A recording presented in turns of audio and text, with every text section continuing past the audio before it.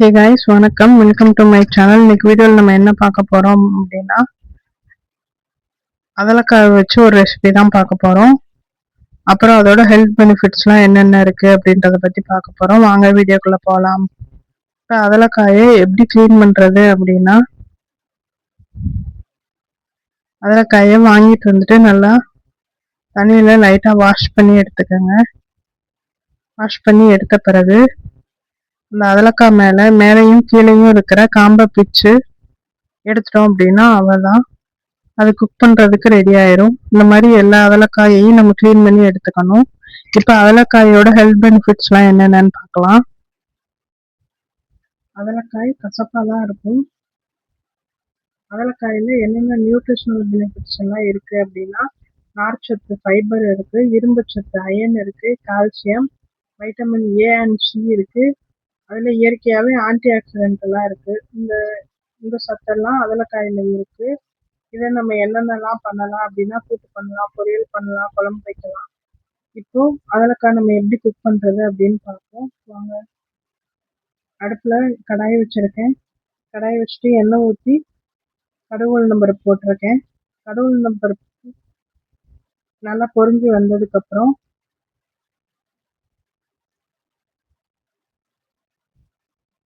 சின்ன வெங்காயம் நிறையா கட் பண்ணி வச்சுருக்கேன். அந்த சின்ன வெங்காயம், கருவேப்பிலை இது ரெண்டையும் சேர்த்து நல்லா வதக்கி விடுறோம்.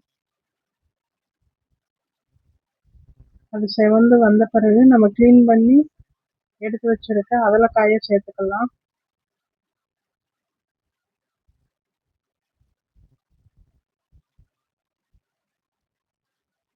அதலக்காயை சேர்த்து நல்லா வதக்கி கொடுத்துக்கிட்டே வந்தோம் அப்படின்னா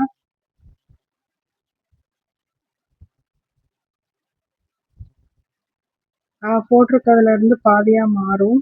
நம்ம எப்படி பாவக்காய் இதெல்லாம் வதக்கணும் அப்படின்னா, நம்ம போடுற குவான்டிட்டி ஒன்று, நம்ம வதக்கின பிறகு அது சுருங்கிடும்ல, அது மாதிரி இந்த அதலக்காயும் நல்லா வதங்கின பிறகு சுருங்கிடும். இப்போ அதுக்கு அதலக்காய்க்கு தேவையான அளவு உப்பு சேர்த்துக்கணும், மஞ்சப்பொடி சேர்த்துக்கிறோம்,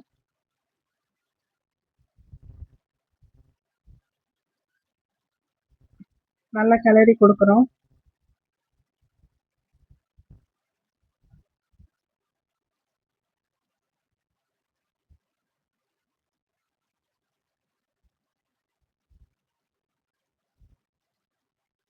இதுக்கப்புறம் அதலக்காய்க்கு தேவையான காரத்துக்கு தேவையான மிளகாய் தூள் சேர்க்குறோம். சேர்த்து நல்லா வதக்கி கொடுக்கணும். வதக்கி கொடுத்து அதலக்காய் சுருண்டு வந்த பிறகு இறக்கிட்டோம் அப்படின்னா அதலக்காய் பொரியல் ரெடி. இதை நம்ம புளிக்குழம்பாவும் வைக்கலாம். நம்ம நார்மலாக பாவக்காய் புளிக்குழம்புலாம் வைப்போம்ல, அந்த பாவக்காய்க்கு பதிலாக அந்த அதலக்காய் சேர்த்து வைக்கலாம். இப்போ அதலக்காய் வதக்கல் ரெடி ஆயிடுச்சு. இது மாதிரி தான் எங்கள் வீட்டில் அதலக்காய் நாங்கள் வைப்போம்.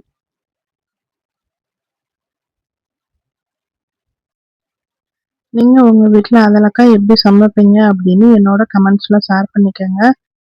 என்னோட சேனலில் நான் போடுற வீடியோக்கான நோட்டிஃபிகேஷன் உங்களுக்கு உடனே வரணும்னு நினச்சிங்க அப்படின்னா என்னோட சேனலை சப்ஸ்கிரைப் பண்ணிக்கோங்க. கூடிய அந்த பெல் ஐக்கானை கிளிக் பண்ணிட்டீங்க அப்படின்னா நான் போடுற வீடியோவோட நோட்டிஃபிகேஷன் உங்கள் மொபைலுக்கே வந்துடும், நீங்கள் பார்த்துக்கலாம். நான் நிறைய குக்கிங் வீடியோஸ் அண்ட் கோலம் வீடியோஸ் போட்டிருக்கேன், பார்த்து எனக்கு சப்போர்ட் பண்ணுங்கள். உங்களோட ஒப்பீனியனை என்னோட கமெண்ட்ஸில் ஷேர் பண்ணிக்கோங்க. தேங்க்யூ ஆல் ஃபார் வாட்சிங் மை வீடியோ. தேங்க்யூ.